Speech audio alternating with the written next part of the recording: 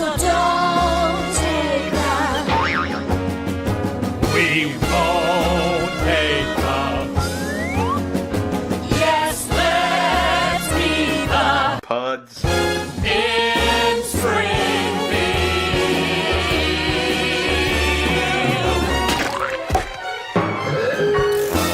This is going to be the fourth episode we've recorded today. Oh, I imagine it's going to go well. Yeah. I don't think either of us are going to die or anything like that, so that's, Episode 25 of Pods. in the key of Spring. Field. Pods in the key of Springfield. That's Pods the in- name of our podcast. I'm James, you're Nick. I'm Nick. Oh, we haven't done that for a while. I'm Nick, by the way. Yeah, I'm James. By the way. Just in case you have Today... forgotten who is who, and we're not like people that people know, so we need to... No, no one knows us. Yeah. And that's fine. I'd prefer to keep it that way, to be honest. Well, today we are looking at Season 3, Episode 8, Leisha's Pony. Yes. And we're looking at Season 3, Episode 9, Saturdays of Thunder. Yes, the sequel to the popular Saturdays of Lightning.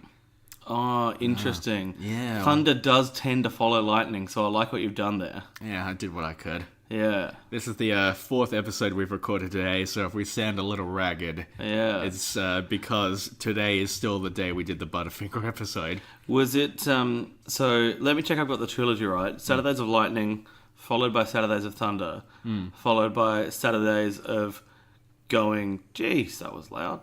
Actually, it's Sundays of Rain. It's Sundays the of third Rain. one. Yep. Nice, alright. Sweet. Yeah, I guess. I mean, it's probably fine. We'll leave it in. Leisha's Pony. Lisa's pony.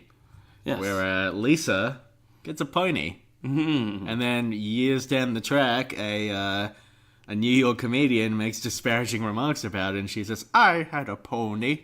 I loved him. Yeah. We've all had ponies. Do you think our viewers will have seen Seinfeld? Our viewers are listeners. We have listeners, not viewers. I don't think our viewers will.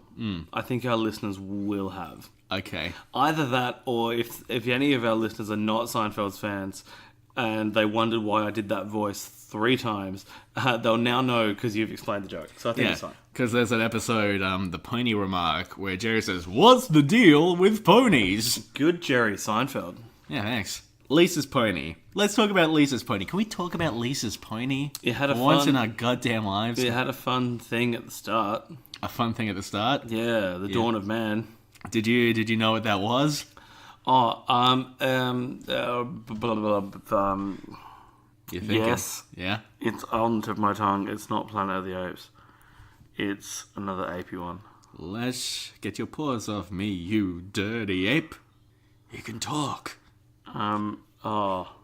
As soon as you tell me, I'm going to go, fuck It's 2001 A Space Odyssey. Oh, yeah. You're right. See, you've never watched the films of Stanley Kubrick, I'm going to assume. No. Once you watch the films of Stanley Kubrick, a lot of The I'll Simpsons finally understand The like Simpsons. cracks open for you. This is... Right.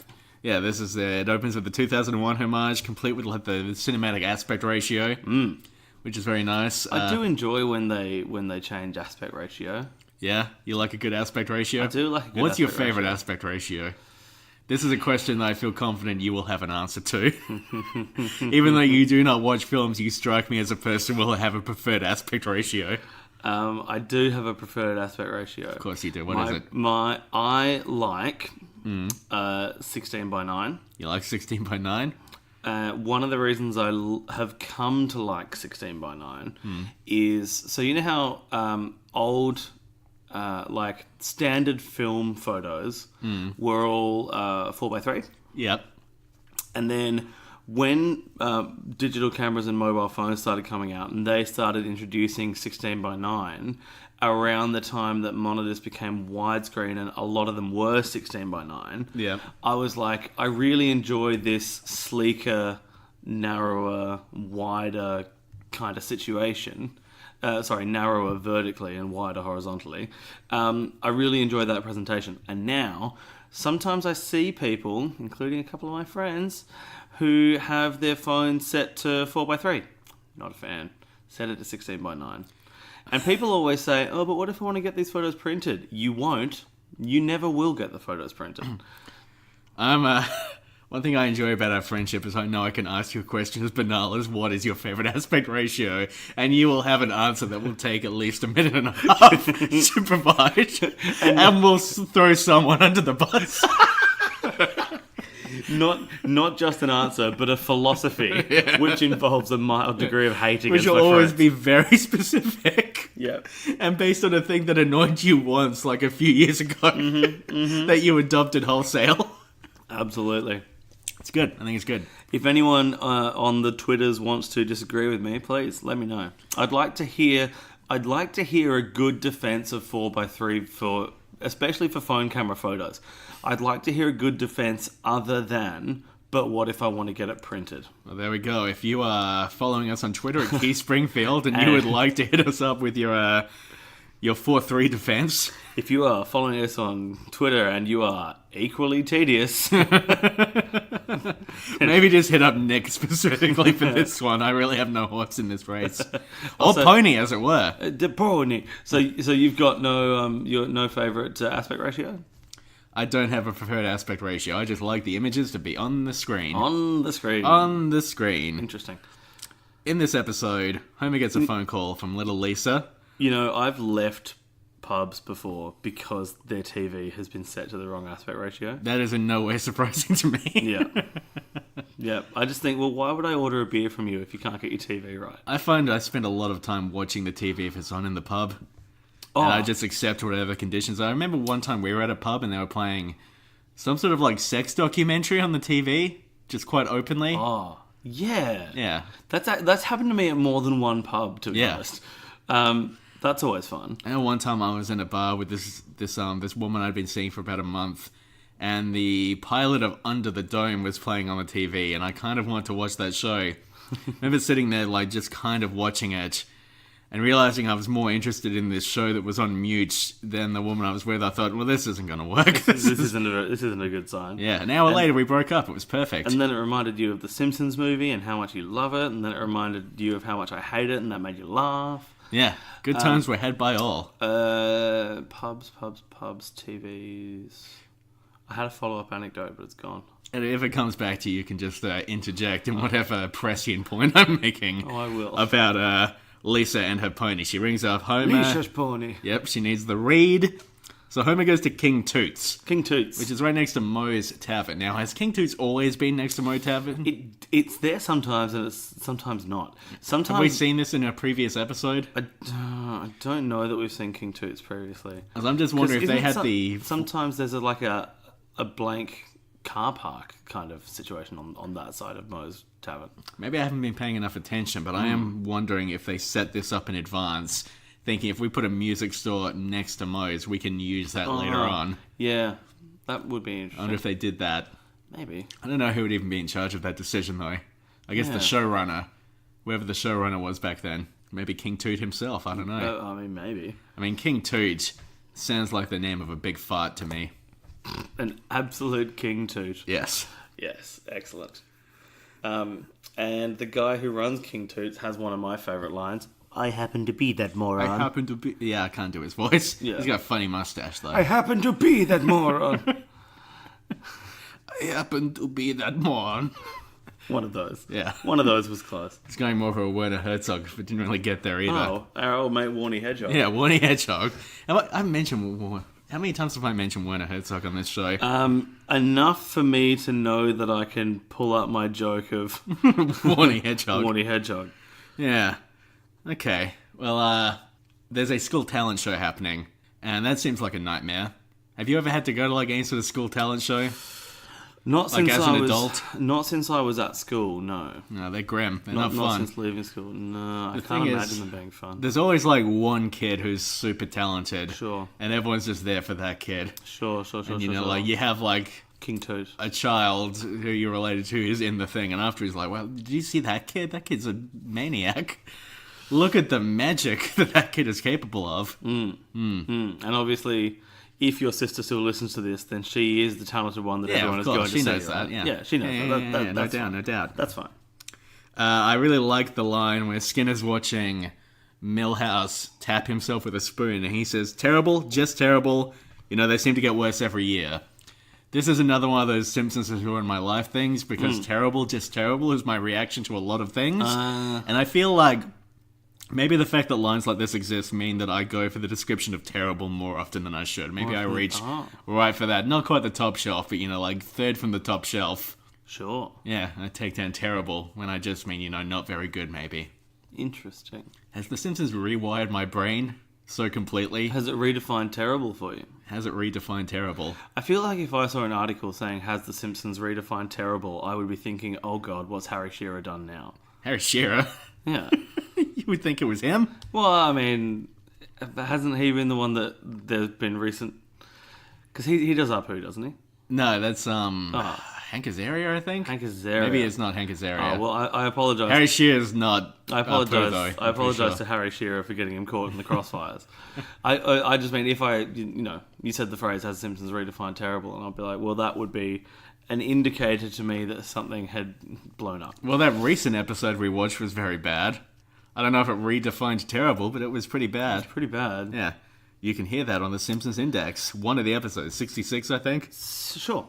I also think, though, there is a certain comedic value into overstating the terribleness of very mundane things. Yes. Absolutely. So Terrible, just terrible. just terrible. Why is Bleeding Gums Murphy a judge at this talent show? Well, it's interesting you say that because initially I thought it's because the talent show would have a musical component.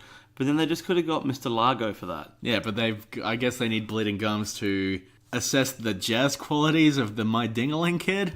Can I say I'm done with the My Dingaling Kid? You're done with the My Dingaling Kid? Done with the My Dingaling Kid. You're not a fan of My Dingaling? My Dingaling, I want you to play with My Dingaling?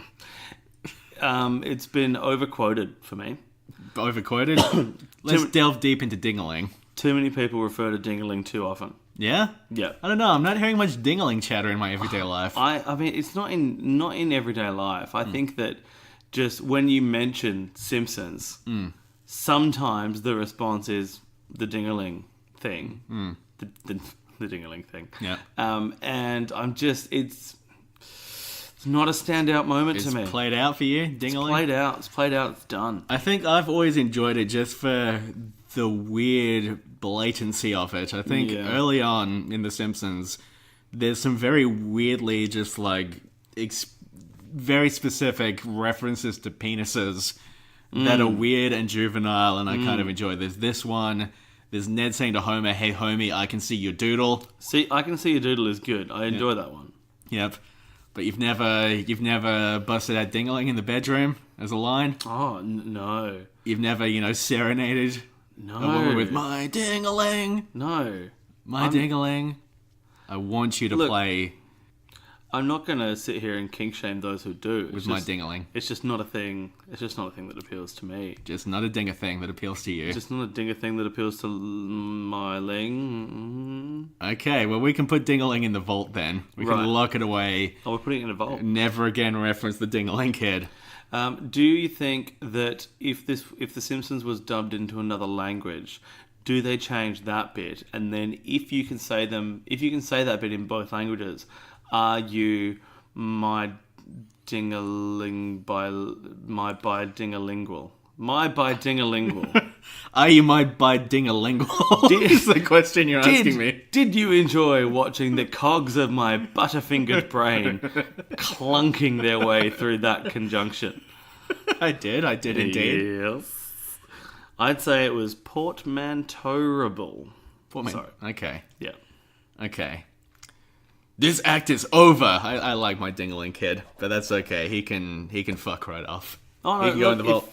If you like him, whatever. Put him up on a pedestal with fucking Danny DeVito. See if I care. Hey, he's not on the same level as Daniel DeVito. Let's not You conflate Dingaling and DeVito. You've got Dingaling, you've got DeVeets, and never the twain shall Dingaling meets.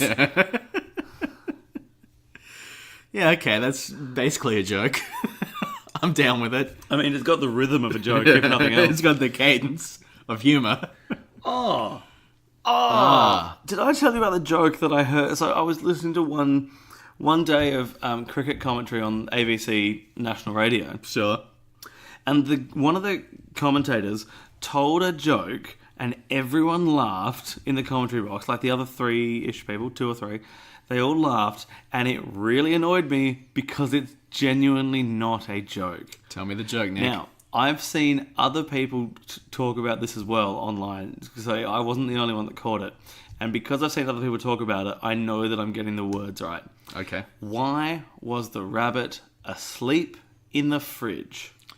Because 789. Because it's a Westinghouse. Okay, so the joke here is that rabbits have a Bugs Bunny, but that's an Elmer Fudd line. Exactly. Yeah. The problem is there are so many elements that you need to make that joke work, and none of them are in the framework of the joke. Because it either implies that the audience or the speaker or the rabbit have a speech impediment, but none of that is set up in the thing. Yeah. It needs another line in there where, like, someone opens the fridge, there's a rabbit. Hey, what are you? I'm a wabbit. What are you doing in my sleep in my fridge? It's a Westinghouse. Like, It would only be if Elmer Fudd was the one saying the last line and he had stored the rabbit in the fridge. maybe. Then But- you've got at least the framework of a proper joke. Not a good one, No, not a good one. but it's a joke at that point. But yeah, it's one of those things where, I understand that doing live sporting commentary for many hours is going to be a difficult thing to do. But they all laughed, and I was sitting there going, it's not a joke. You haven't got the elements for a fucking... It relies on the audience putting so many pieces together themselves. Anyway, sorry. So it's neat that we ended up pairing these episodes up and we put Treehouse of Horror as its own thing, because these, Lisa's Pony and Saturdays of Thunder, which is, by the way, the Soapbox Derby episode, Yes. are both episodes about Homer realizing he needs to be a better dad to each of his kids. That is good. 3? We have 3 kids, Homer. So it's a nice pairing. This one, I think, is maybe a little more effective than the other one in some ways. I think Homer realizing that he sucks as a father is a good little thing to be doing in the 3rd season of the show. Sounds about right. He fucks up picking up that reed because he goes and drinks a beer in 4 minutes. Yep. And the store is closed. He gets there. Lisa is fucking it up on her wacky sax. Mm-hmm. And Homer decides that he needs to buy her a pony, which is acknowledged immediately as a quick fix solution Uh-huh. that, is not actually an effective parenting technique, even though it does kind of work in the end because he really dedicates himself Yeah. to the process of actually making Lisa happy through Yeah, this. that's interesting. It ends because up not being a quick fix because he has to work very hard to maintain it. That's actually a really good point, because the resolution doesn't come from the quick fix plan. It comes from the subsequent dedication to keep the quick fix plan afloat. Huh. Huh. There's some weird stuff in this one. There's a lot of reused animation in this episode. Mm-hmm. The really weird one for me is early on, it shows a little montage of Homer playing with his daughter Lisa. Mm-hmm. And he uses a hairdryer on her for some reason. And this is a reused animation from season 1 when he uses a hairdryer on Bart Yep. to dry the tears in his eyes after Nelson has punched him in the face 11 times. Yes. But this time it's Lisa, so they've just reskinned it a little bit. It's the same face, same hair blowing back. Now it's Lisa wearing a dress. Yeah. It's odd. Could this be some sort of alternate dimension or omelette egg flip thing? Oh, omelette egg flip, Lisa. Yeah. Maybe. I mean, I can't see any other reason for it, to be honest. Yeah. I mean, it couldn't just be reusing animation cells. The Simpsons had a big budget. They've got a lot of money. They don't need to do that, bro. And I frankly resent that you would even suggest. And especially if they were going to reuse, I don't know, it's a very odd, because I think I always thought it was a homage to a previous parenting moment Situation, of yes, Homer. yep. But if it's actually reused animation, that's very, very strange. It would have to be, surely. Yeah, probably. It'd be very weird to animate It's that exact moment twice. Yeah. Yeah. And there are quite a few reused scenes throughout The Simpsons. You notice a lot of scenes of, just one of the kids saying something or Bud and Lisa on the couch laughing, repeat over and over again. But that Yeah. one's really egregious. Then there's another one later on where Lisa rings up Homer while he's at work, and it's very clearly Lisa with the mumps from Bud's Dog Gets an F. Yeah. because she's sitting there in her pajamas in the middle of the day. With big puffy cheeks. Big puffy cheeks. Strange. I had a puffy cheek. Egg flip. Yes, egg flip, or perhaps the in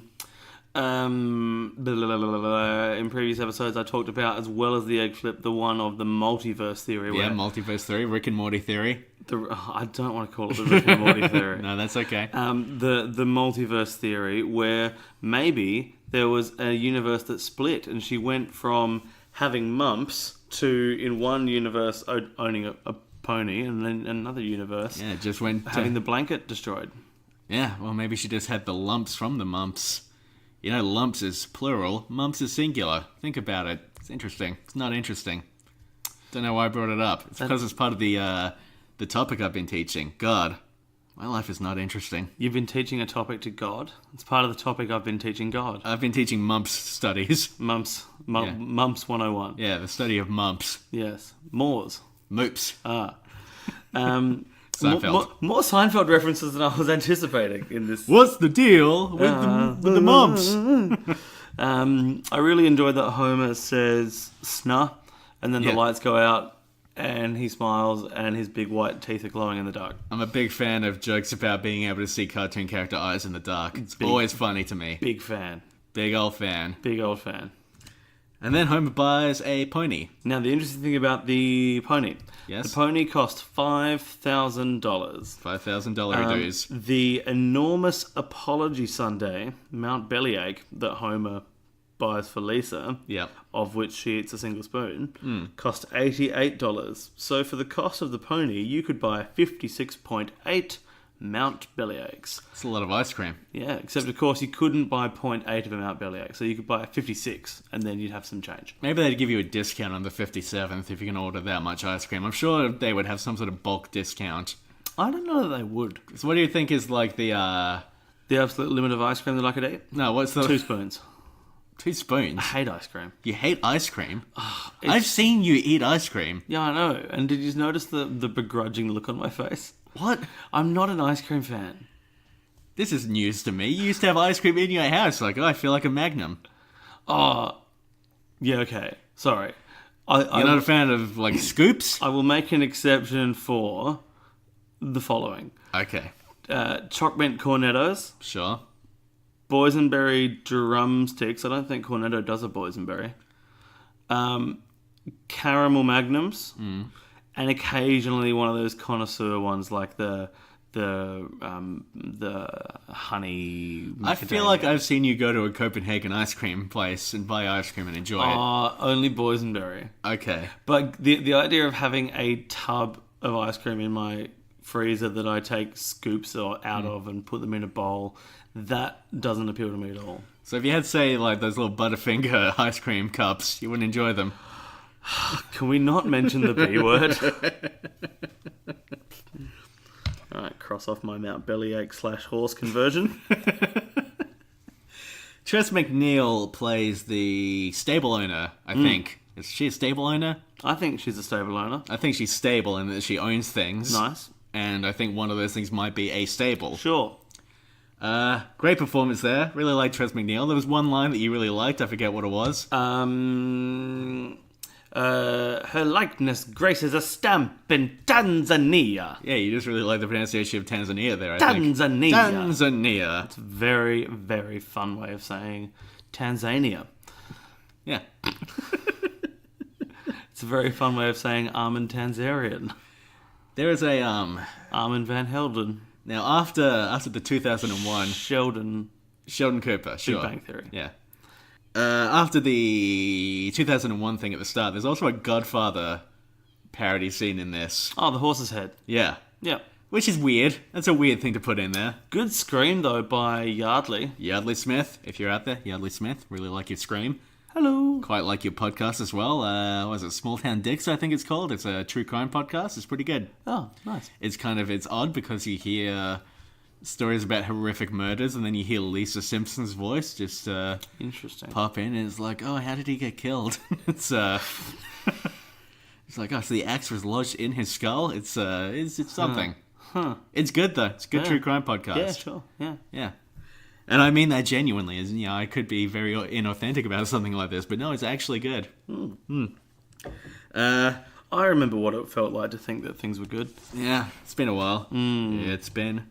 Oh, wow. Lisa naming her pony Princess. Sure. I think that's interesting Why is that? because it's a very un-Lisa name, but it's very appropriate for an 8-year-old. It's very appropriate for a horse that belongs to an 8-year-old girl. Yes. But yes, you're right. It is not very Lisa. I don't feel like Lisa would be a supporter of the monarchy in general. I wouldn't have thought so. I don't think the royal family gets her blood going. They're not getting a doesn't get a blue blood going. They're not getting a pass with Lisa Simpson. Yeah, I don't think Lisa's a supporter of the royals. No, There's a scene in this episode that really resonated with my childhood. please. Reminded me of being a child. Do you remember being a child? Was it when you got a pony?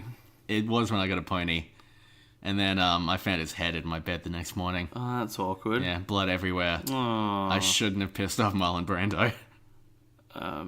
is that an actor from The Godfather? Yeah, he's the guy. He's the eponymous Godfather. The eponymous Godfather. Yeah, he's the one who made the offer that the other guy couldn't refuse. Ah, Yeah, and he had the orange slice in his mouth. It's a good. You haven't seen The Godfather? It's a good movie. I haven't seen The Godfather. No. Okay, it's Or good. The Godfather 2 or 3. I don't need to tell you The Godfather's good. You're aware that The Godfather is good. You probably don't believe The Godfather is good, but you're aware of the Sure.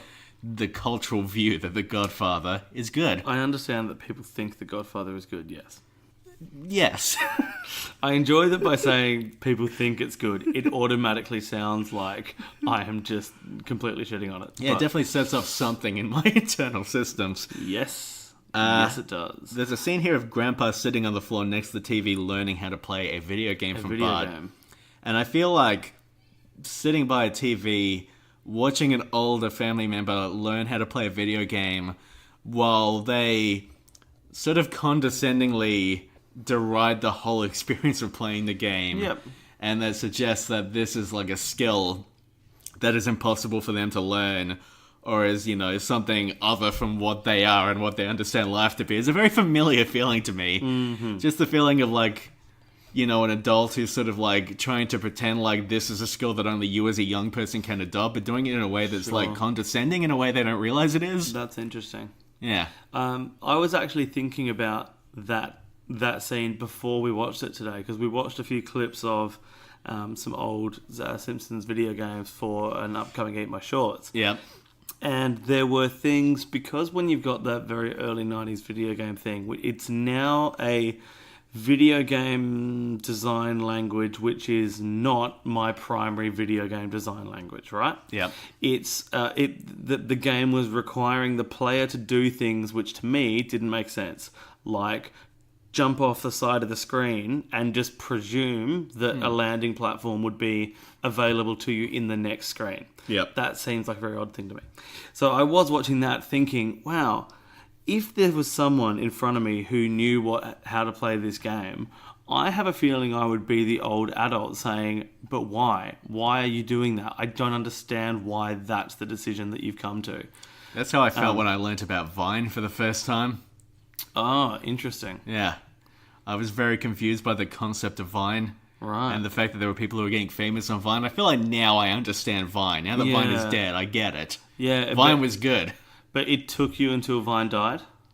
I would say, I think it was when they announced the death of Vine, I read so much about the death of Vine and saw so Yeah. many Vines coming out. I'm like, oh, I get it. Yeah. This was like a space for non-traditional comedy voices to emerge. Okay, that's cool. Have you got a favourite Vine? I do, but it's almost impossible to describe. It's like it's got a song going in the background that goes, "You make me feel." I don't know how to do the song, but it starts with this kid dancing to the song. Sure. Pans over to this guy who's like making these like fish mouth sort of motions that seem to be in line with the song. Then pans over to a dog who starts yawning, perfectly timed. Oh, that's with good. The crescendo. That's good. Yeah. My favourite Vine. Somebody will understand that. Somebody who listens to this will have seen that Vine. My favourite Vine is there's someone diving into a pool. Yep. And then the camera operator puts their hand out in front of the camera and clutches. Mm. And then there's obviously like a pause edit, right? and you don't see the person land in the pool. You just see the hand clutching over where the person is going. Then the camera operator turns, the angle of the arm changes relative to the pool. They release their hand, and the diver appears to come out of their hand and land in the pool in a different spot. Huh. It looks like the diver is being caught, moved, and thrown, but it's just clever editing of video and stuff. Okay, that's neat. It's a pretty cool Vine. Okay, well, Vine's coming back in some capacity. There's a Vine 2 coming. Oh, really? Is it? Yeah. Vine 2? Vine 2 Furious? Exactly, yes. Excellent. There's some sort of Vine thing happening. What else happens? Homer gets a job at the Quick E Mart The Quick E with Mart. his buddy Apu. This is the start of the whole Apu gets shot a lot thing. There's a lot of references to Apu being shot yeah. in this episode, and the fact that Homer is replacing someone who was shot and killed on the job. A young man, too. It's grim. Pretty grim, yeah. Yeah, it's a grim reminder that the terrifying lack of gun control in America is, to some extent, a joke to a lot of the people there. That's a good point. Although things have gone a lot more serious since, it really ramped up. I mean, I think Columbine recently slipped out of, the 10 worst, mass shooting incidents in the US. So, it's a bit odd now. All these jokes about how often Apu gets shot on the job.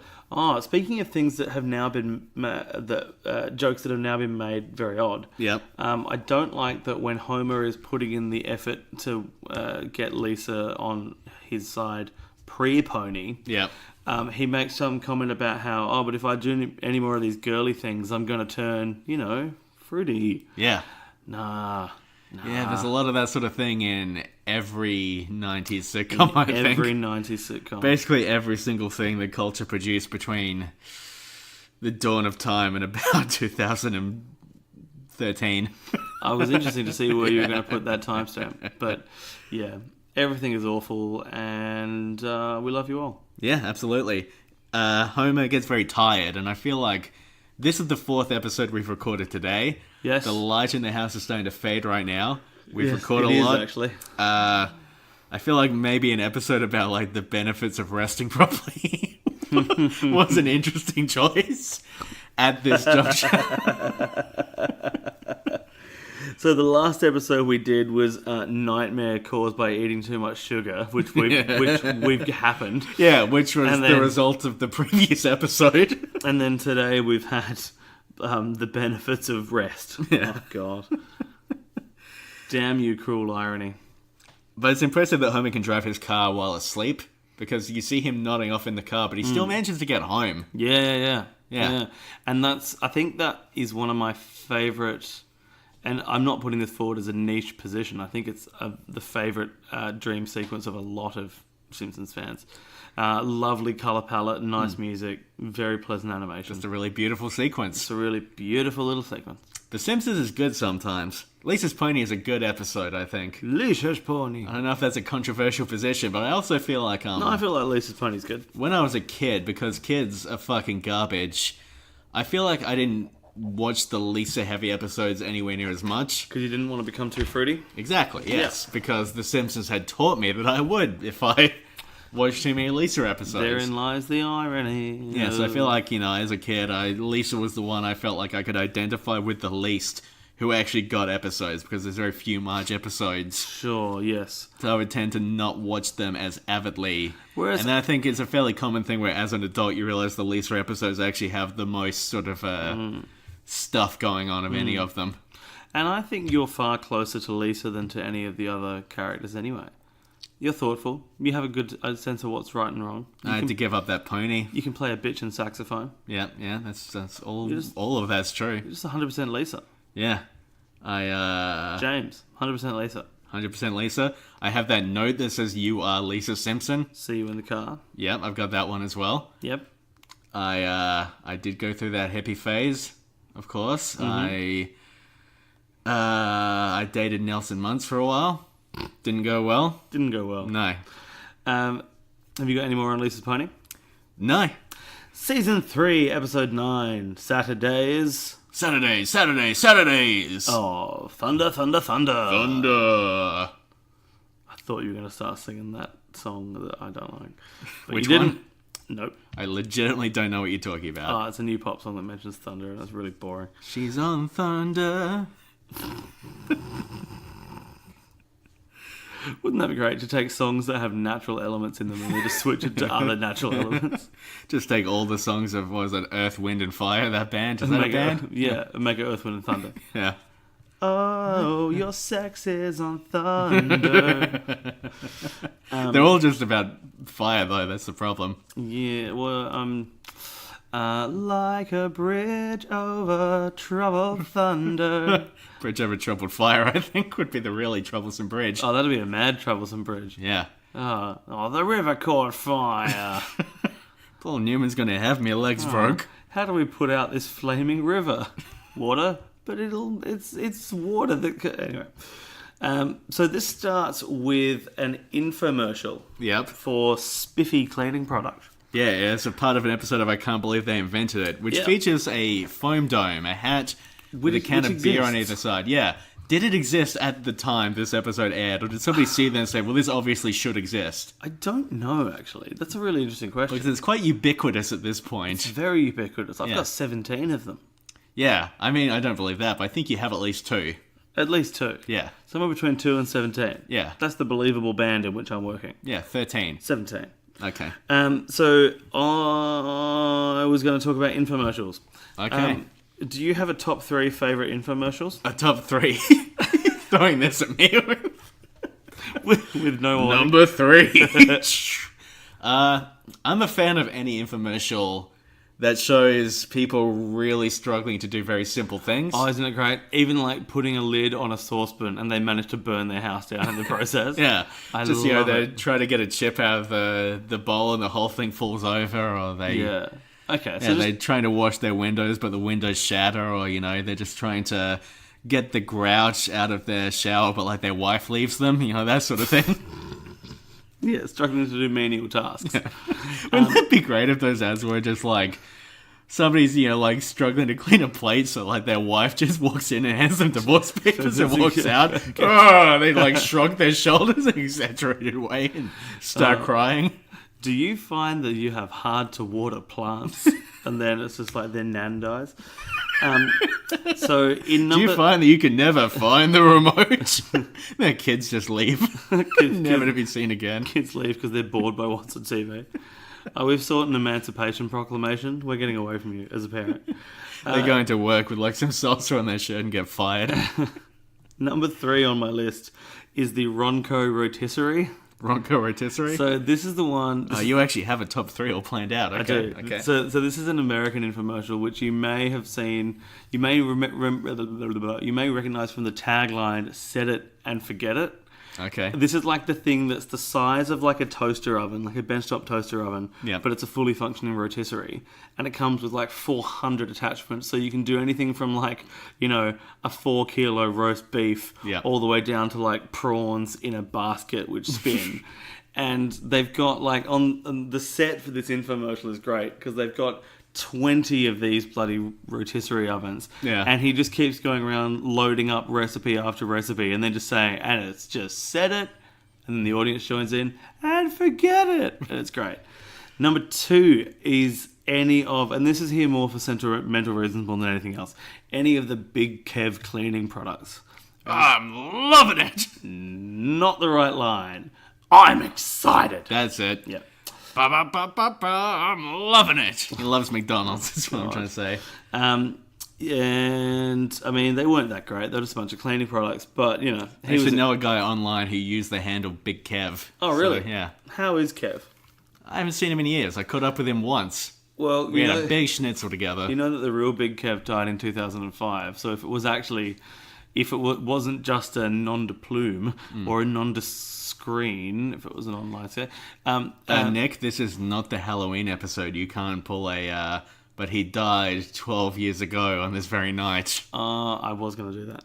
Number 1, however, and this is number 1. I'm excited. What was that?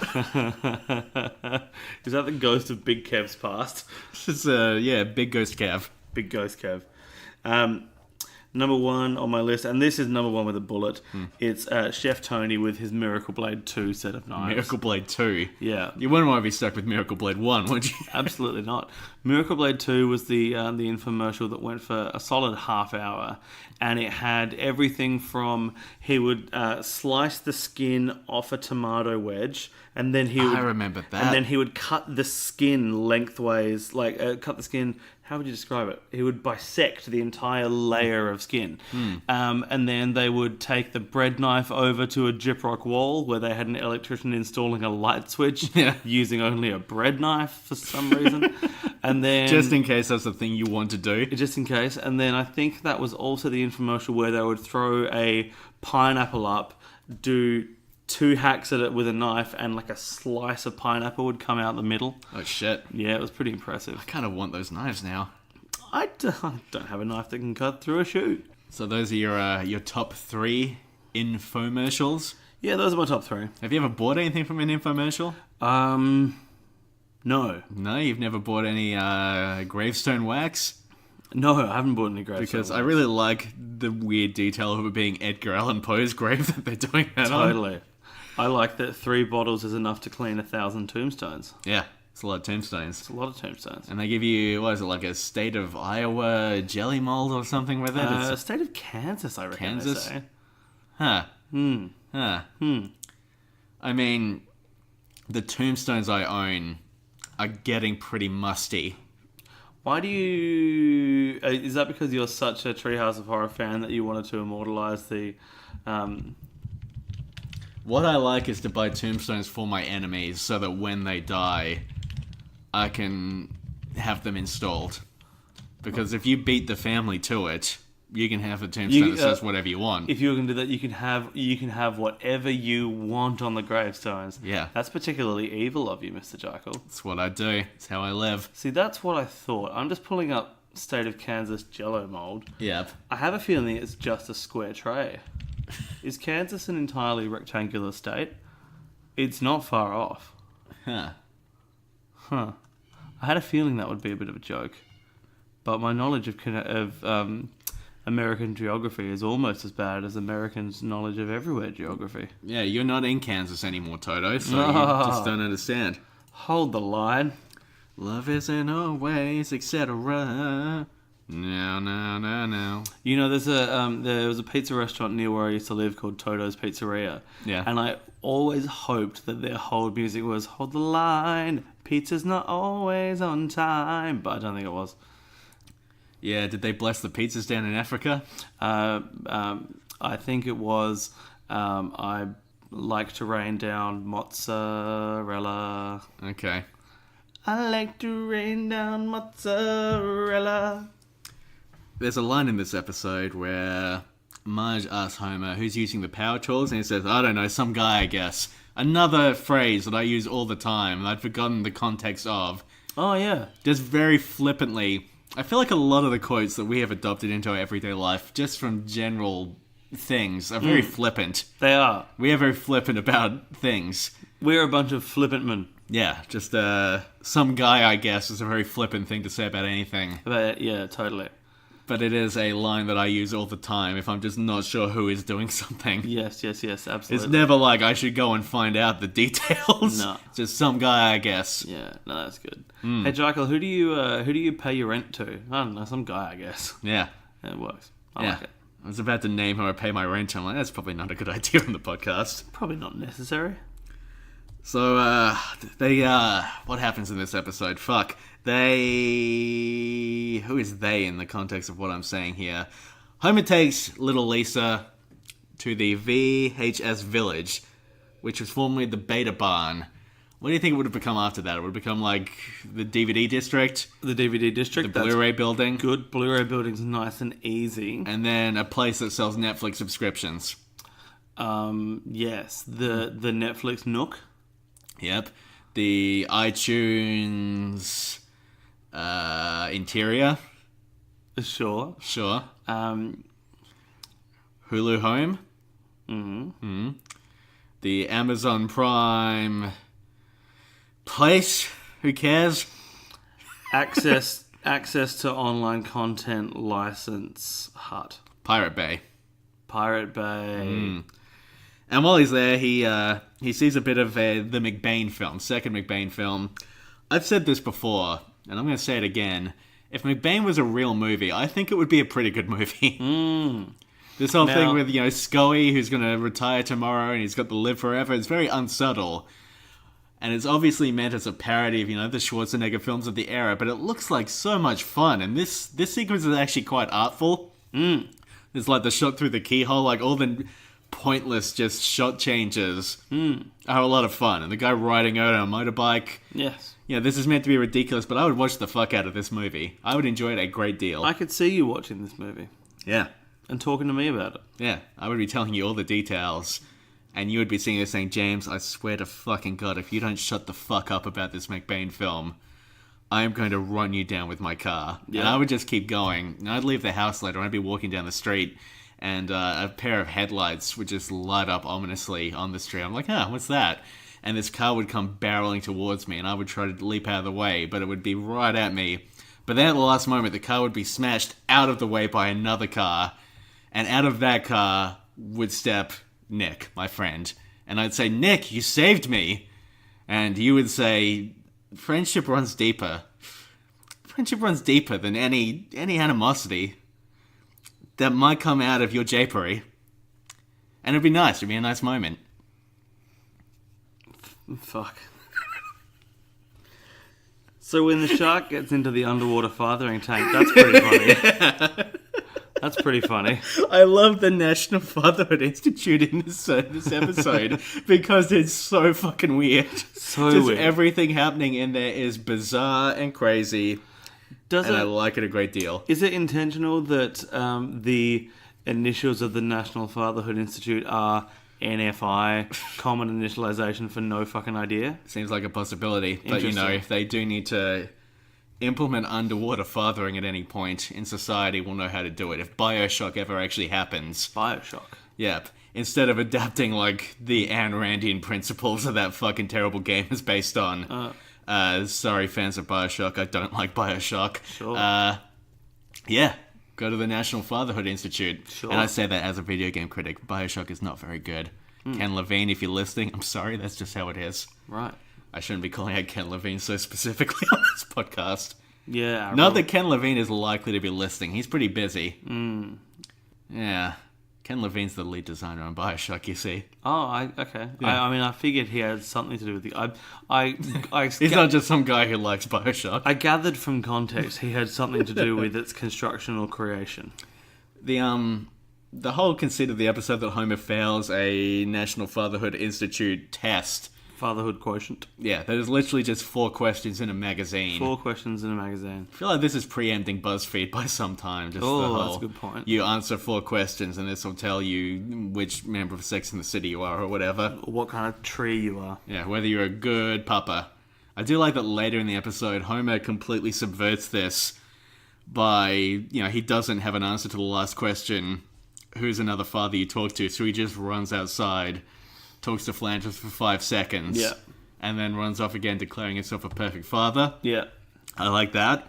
What I like a little less, and this is just a sign of the times, is how much of this episode is dedicated to what a great guy Bill Cosby is. Yeah. Yeah, there is a weird... it makes perfect sense back then when The Simpsons is competing against Bill Cosby. And, saying what a great guy Bill Cosby is sort of still taking a bit of a dig at him, but it's like a playful dig while also acknowledging, what a comedy powerhouse this vile rapist is. Yeah, it certainly hasn't aged well. Yes. And especially when we both had our eyebrows hit the ceiling, because doesn't Homer say that... So he gets the Bill Cosby book called Fatherhood. Yep. And I believe there's a quote that says the first law of intergenerational perversity. Yes, Cosby's first law of intergenerational perversity, and it's essentially reverse psychology is the... Yeah, don't like that. That's an unfortunate turn of phrase for that rapist cunt to have used in his book. Jesus. Bill Cosby, if you're listening, fuck you. I'm sure Bill Cosby is not listening to this podcast, but... Man, Bill Cosby and fucking Ken Levine are going to be sitting in their coffee table couch areas. Let's not imagine that Ken Levine is friends with Bill Cosby. That seems unfair. Sure.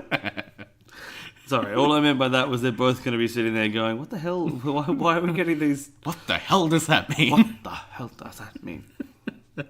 Jerry Stiller, we like you. You're okay. You're okay. You're Yeah. fine. Is he still alive? He's still alive. Okay. I checked yesterday. I'm very vigilant on Jerry Stiller. You wanted to make sure he was going to make it through to 2018? Yes. Actually, I was looking up someone else, and I thought while I was at it, I'm just going to check that Jerry Stiller's still going as well. Jerry's still a-going. Yeah, he is still going. Still a-going. Yeah. So this episode's about Soapbox Derby race. Nelson's the bad guy. Martin's like the Elon Musk figure. Musk. Yep. And little buddy boy, he gets help from his dad, and then he betrays his dad, and his dad's very sad, but Sure. it's not really a betrayal. Sure. And his dad is too sad, and he gets really pissy about it. Mad sad. Yeah. He cracks the mad sads. I love that Nelson kind of returns as a villain in this one in a way that he hasn't been in a while, I think. Yeah. He's a real piece of shit. He's like bumping those kids' heads together. He's got a knife. He's going to knife people. Given a flick knife. Yeah. And he's whipping Bart. Yeah, It reminded me of Road Rash. There's this whole like Ben-Hur sequence that I haven't seen Ben-Hur, so I don't really know how accurate or close it is, but it's definitely meant to be Ben-Hur. I'm pretty sure Ben-Hur was a bunch of 10-year-olds in some soapbox derby races, so Yeah. I think that works. Yeah, and when they made the remake, they had to age them up to 15 because of new age classification laws. Yes. Ben-Hur. Ben him too. Martin really gets fucked up in this one. Ben-Hur, I hardly even know her. Yeah, he lights on fire. He burns. Martin, Yeah, yeah.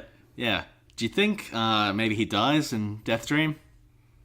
Oh, it's a big possibility, actually. I mean, we see him living in a hospital, but that could be a death dream. We see him in the hospital. I don't know if this is just an animation quirk, but he really seems to have a huge goiter on his neck. Yeah, his neck wasn't sitting right, was it? No, a neck is not meant to sit like that. Poor little Martin. I think Martin is more fucked up than anyone lets him. Lets him know. Yeah. I don't know if Martin is okay at the end of this episode. So he puts Bart in his dangerous car, and maybe Bart crashes and dies as well. It's hard to say. Everything's think- sort of a blur at this point. I'm quite sure Bart's dead. As a matter of fact, I think the only remaining character in The Simpsons that isn't dead is the sixth Simpson, The town of Springfield itself? the town of Springfield. The only one remaining who isn't dead. I was going to say it was more likely to be the 10th Simpson than my Ding-a-ling kid. I thought the 10th Simpson was Treehouse Burns. I mean, these positions are flexible after a certain point. Oh, but I can't have my concept of four fingers in. Yeah, okay, so Ding-a-ling kid is 11th then. He's the 11th Okay. Simpson. Thank you. Finally. Getting the credit I deserve. Homer gets really upset about Bart wanting to ride in Martin's car. He basically declares that he has no son, the very same thing that Herschel Krastowski experienced with his father, Hyman Krastowski, 25 years earlier. Interesting. And that seems like there's a lot of overreacting fathers. A lot of in other this acting season. fathers. Yeah, Makes me wonder if maybe they were going through something in the writer's room that year. maybe. Who can say? What do you think of this episode? Is it a good episode? Bad episode? Okay episode? Yeah, I kind of enjoy it. I mean, I don't think it's going to end up in my top 5. To but- top 5. Yeah, I think the fact that it comes right after Lisa's Pony, which is a slightly better... Slightly better episode doing the same kind of messages. Yeah. Yeah. And there was that whole subplot in this one where Lisa got a pony, which I wasn't sure of. It seemed like retreading the same don't- ground. No, that wasn't the B story in this episode. Yeah, she gets that pony. She calls it Princess 2. Too pony, too furious. Yeah, exactly. Yeah. But then she crashes it during that race. He rewards both of his children with racing implements. One of which is made of flesh and blood and bone. The other of wood and steel. Both elements by which they can extricate themselves from his poor parenting. Yes, He's giving his children the means of escape. he is. But then they don't escape. No. They ultimately both give up their means of escape to further their relationship with their estranged father. That's strange. Yes. So that's The Simpsons. That's whatever episodes these were. Yes. And Lisa the this- pony and Bart gets a cart. Bart avoids getting hurt by a cat. Nick has had to exit the room, so I'm going to do the final little send-off thing. Thanks for listening. We're both very tired as we recorded this one. Probably shows, but, whatever. It's okay. It was a free podcast, so you didn't have to pay anything for it. Unless we have, for some reason, set up a Patreon account by now, but that seems unlikely. We've got no reason to set up a Patreon account. We don't want to make more content than we're making already. We're happy to keep it free. This is turning into a bit of a Mark Maron rant, because I am on a sugar high right now. Who are you guys?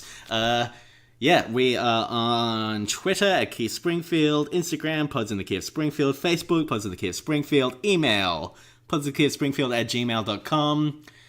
That's probably enough information. Thank you very much. If we got anything wrong in this episode, feel free to let us know, or even better, don't let us know, because the episode's been recorded now, it's out there, we're not going to go back and edit it, are we? Yes, have a good one. Woozer Wuzzle. In